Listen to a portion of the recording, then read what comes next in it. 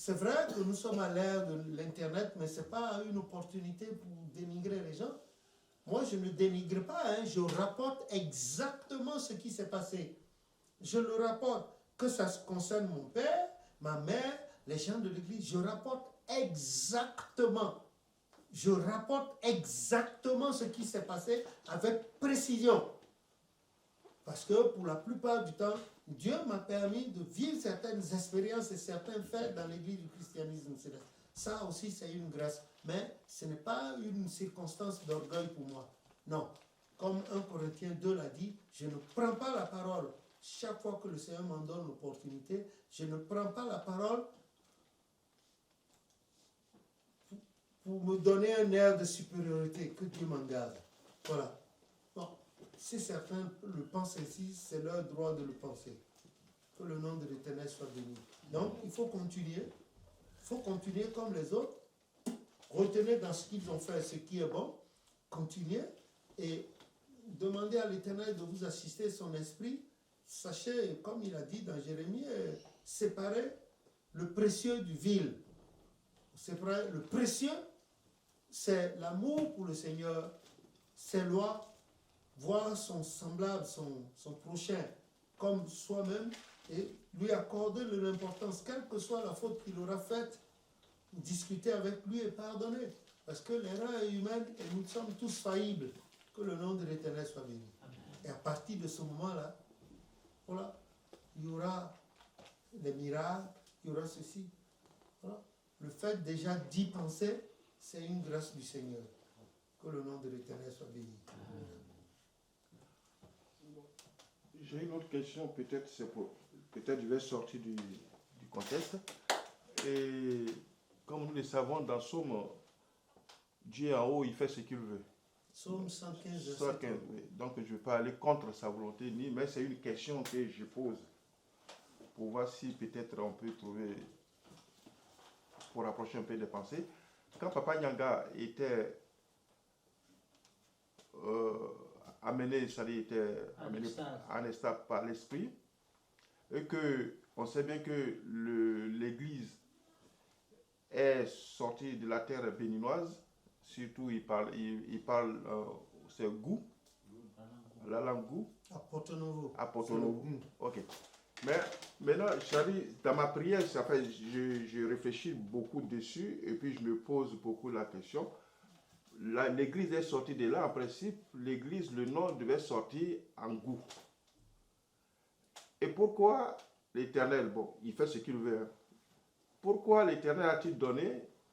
Déjà, il veut monter sa grandeur en donnant le nom à quelqu'un qui n'a jamais été à l'école, qui ne sait ni lire ni écrire. À l'époque. Et pourquoi le nom a été, l'Éternel lui avait-il donné le nom en français et non pas en Gou? C'est cette question. Et puis, dans mes prières, ça c'est moi, hein, je n'ai pas dit Dieu, mais dans mes prières, il dit, mais si Dieu a dû donner ça, c'est que dans le pays francophone, comme la France où nous sommes, Dieu veut faire quelque chose dans ce pays pour que, c'est dans ma prière, hein, je dis Dieu, si tu as donné ce nom en français, c'est dans ma petite prière, c'est de l'audience que je donne les moyens d'instaurer, c'est-à-dire une grande antenne en France, puisque le nom est venu de là pour que les Français puissent reconnaître ta gloire. Donc c'est la question, pourquoi Dieu a-t-il donné le nom en français? Que le nom de l'Éternel soit béni. Je ne peux pas répondre à la place de Dieu, ni me mettre à la place de Dieu. Mais à mon tout petit niveau, je puis dire ceci. Le Gou n'est pas une langue, un dialecte généralisé au Dahomey du temps actuellement Bénin. C'était une bonne partie du sud-est du Dahomey, actuellement Bénin, où l'on parlait le Gou. Et le Gou a des langues, d'autres sous-langues apparentes. Parce que à Porto-Novo, vous avez les Porto-Noviens qu'on appelle les Hobonouvi, c'est-à-dire Porto-Novo, son nom traditionnel en Gou, c'est Hobonou, c'est-à-dire la porte de la grande chambre. Hogbonu, la porte de la grande chambre. Et son nom, le second nom, c'est Adjache. Les gens disent Adjache, Adjache, avec l'arrivée des Yoruba. Or, ce prince d'Abomey, je n'ai pas fait l'histoire, j'ai fait l'histoire de France, mais pas ma culture. Ce prince d'Abomey qui a fui, qui allait fonder le royaume de Porto Novo, j'ai oublié son nom, je ne sais pas si c'était Agbanli, quelque chose comme ça. J'ai pas fait, mais c'est un peu lointain dans ma tête, que les gens m'excusent si ce nom que j'ai prononcé, Agbanli, c'est pas ça. Mais lui, il a fui ses frères à cause des luttes fratricides. Il a passé par le bord de la mer jusqu'à Porto Novo, où il a fondé le royaume de Porto Novo, de Hogbonu, que les Portugais après appelleraient Porto Novo, Port Novo, Porto Novo, Porto Novo. Et lui, il a laissé son Adja là, non? Et il appelait Porto Novo Adjache, c'est-à-dire son Adja. Le Adjache, le Tché là, c'est un adjectif possessif. Mon Adja, Adjache. Et quand les Yoruba sont arrivés, ils ont dit Adjache, Adjache, Adjache. Et c'est resté Adjache. Et on croit que c'est un mot d'origine Yoruba. Non, c'est Adjache. C'est-à-dire mon Adja. C'est l'histoire. Porto Novo, quand on remonte à l'histoire, ce bonhomme-là, il était fort. Celui qui a fondé le royaume-là, il était fort. Mais il y a eu interférence linguistique et les gens se sont mis à parler le Alada, Aladagbe. C'est comme ça qu'ils appellent ça Aladagbe. Et le Goum, les gens Goum, le dialecte Goum, c'est-à-dire la langue du Goum. Et c'est cela qui va de là jusqu'à Badagry, le sud-est de Lagos, Badagry. Les papas Djosera, ils sont originaires d'ici, mais se sont sédentarisés là-bas. Voilà. Donc, le Goum, c'est une partie du sud-est du Dahomey, à l'époque, aujourd'hui Bénin, qui parlait ce dialecte-là, ce vernaculaire. Mais à l'intérieur, quand vous sortez de Porto Novo, déjà, à partir à l'époque Wando, en allant au cimetière de Wando, ou bien en allant à Ibeko, avant Dambo, vous avez déjà le Tori. Il parlait le Tori, que on retrouvera plus tard de l'autre côté. Et puis ensuite, le Weme, la langue des gens de Dambo jusqu'à Gongé.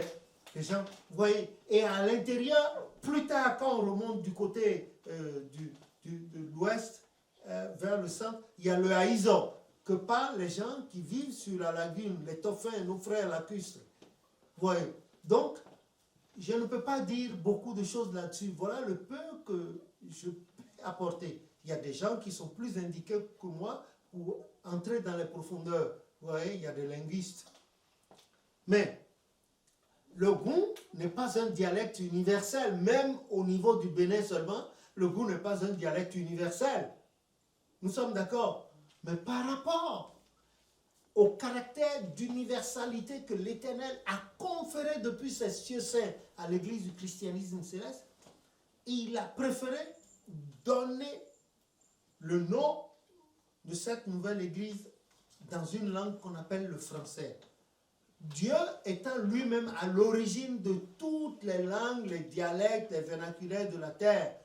Référence faite à Genèse 9, voilà, à partir du verset 11, où il a dispersé les gens à travers le monde entier et les dialectes sont nés. Donc il comprend tout, le Saint-Esprit est partout et agit dans tous ces dialectes, ces langues, leurs subdivisions, etc. C'est ce qui fait que on retrouve des mots. Par exemple, si on prend le mot pakistanais pour dire, pour parler de la clé, et ils disent sans fait. Le Togo, pour dire la clé, ils disent sans fait. Et les Pakistanais aussi disent la clé sans fait. Nous, oui, à Gonkou, on avait des amis pakistanais avec lesquels on a appris. Par exemple, le chinois, le coréen, pour parler de père, il dit baba.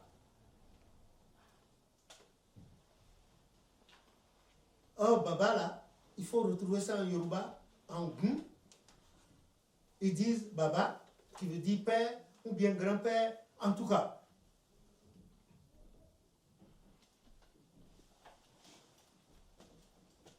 Quand le goût dit Wen, Wenu, Wen, ça c'est carrément un mot anglais qui dit Wen.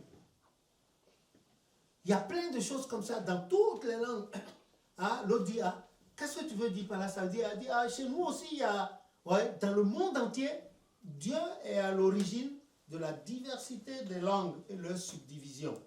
Donc, si l'Éternel, dans sa miséricorde, a bien voulu donner le nom de cette église en français, et surtout à une époque où ce pays du Dahomey était sous la domination française, et c'est le commandant résident de l'époque, M. Henri Filatrio de Guéné, qui a aussi apporté son grain de sel et a dit à Papa Ochofa, mais au lieu que tu me demandes d'envoyer des gardes de sec pour vider les gens, non, écris, placard partout, une rencontre open air, c'est-à-dire en air libre, que tout le monde vienne, moi aussi j'y serai. Mes parents sont chrétiens. Et il a été là ce jour-là. Voyez-vous? Et Papa Ochofa s'est exprimé. Donc, l'Éternel a certainement un plan en donnant de façon universelle le nom Église du christianisme céleste en français. Parce que si on veut voir la francophonie, la démographie, le nombre de peuples de millions dans la francophonie, c'est pas peu, hein, c'est pas petit. Ouais, prenez le cas de l'Afrique. Si ça ne tenait qu'à la France seule, elle n'a rien. Donc c'est l'Afrique qui fait la francophonie. C'est l'Afrique qui fait la francophonie. Avec l'Afrique, il y a beaucoup de pays francophones. Et puis bon, il y a le Canada aussi, ça s'arrête là. Que le nom de l'Éternel soit béni. Voilà pourquoi. Maintenant, à ta question, c'est ce que je peux dire à mon humble niveau. Maintenant, lui, l'Éternel sait. Et je pense aussi que cette Église, si franchement, l'Éternel voudrait un jour, il peut toucher au cœur de ceux qui sont à la tête de la francophonie pour faire de cette église une église qui pourrait adopter parce que le nom est venu en français. Et je profite, n'est-ce pas, de la vidéo qui est là pour dire au monde entier, comme Papa Nyanga, celui par lequel l'Esprit a donné ce nom, il a rectifié. Il a dit que les gens font une grosse erreur, que sur les affiches, au lieu d'écrire Église du christianisme céleste d'abord, les gens mettent Celestial Church of Christ. Que le mot Celestial Church of Christ n'a pas été révélé. Le nom n'a pas été révélé. C'est plutôt le nom Église du christianisme céleste qui a été révélé. Voilà pourquoi partout dans le monde entier, que ce soit dans les pays francophones, les pays anglophones, les pays lusophones, les pays hispanophones, il faut écrire d'abord Église du christianisme céleste. En arc de cercle, pas en arc-en-ciel, non. Arc de cercle. Les gens peuvent écrire le nom en couleur, mais ils ne font pas les couleurs. Parce que le fondateur de l'église ne l'a jamais fait. Et moi, je suis rigoriste en mes temps. Papa Ochofa, je ne l'ai pas vu faire, donc je ne fais pas. Voilà, les gens mettent. Et puis après, ils écrivent Celestial Church of... Non, ce que l'Esprit a dit, c'est ce qui doit être fait. Voilà, par exemple, en parlant de réunification de l'église des aspects, parce que c'est spirituel. Et ensuite, ça a été traduit en goût par Papa Ochofa et Papa Yansounou. Ce n'est pas Agunyo ou l'autre, c'est plutôt Agun. Si c'est Wiwe Christi ton son Romewa, puis en Yoruba, Idjomimo ti Christi la Tormoa. Humblement, moi, je voudrais humblement que les gens respectent ce que l'Éternel, l'Esprit a dit à Papa Ochofa, et puis les choses vont revenir. Dieu ne fait pas des miracles, il est miracle lui-même. Il ordonne et ça se passe. C'est vrai ou c'est pas vrai? Ah, c'est nous il ordonne des miracles, pas nous, nous faisons des miracles, mais c'est lui qui est miracle. Il ordonne et ça se passe. Que le nom de l'Éternel soit béni. Enfin, c'est ce que moi je pensais. Hein. Je ne pense pas à autre chose. Bon, nous on est là pour l'instant, nous sommes des figurants dans l'église. Comme a dit le prophète, les vrais adorateurs viendront derrière. Ils viendront. Et Papa Ochofa avait pour habitude de dire que ce n'est pas ceux qui portent forcément